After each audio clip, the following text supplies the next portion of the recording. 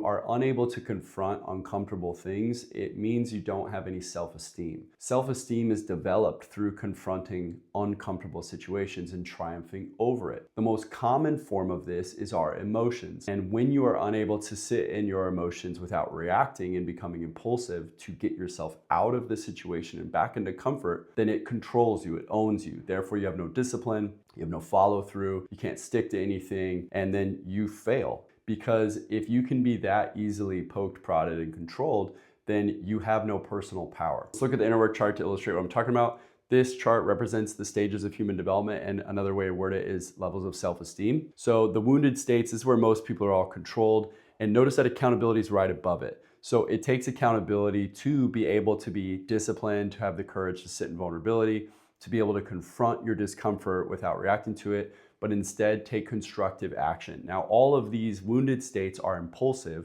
they're self-sabotaging, and they're self-destructive. Most people have at least one or two, or maybe all of them, that they are vulnerable to. What I mean by vulnerable is they can be triggered by it and therefore controlled by it. It will easily manipulate them to make impulsive choices that will ultimately lead to their own self-destruction. Your ego is what gets attached to these wounded states, and it cannot have the ability to sit in the discomfort. It just wants to get out of it, get to pleasure, get to comfort. So when it gets triggered into one of these, it's gonna abandon all of your plans of discipline and consistency to go make itself feel better. And when you go to feel better by choosing your vice of choice, it ruins everything you were working on. And now whatever personal power you had or momentum you had, you just stopped.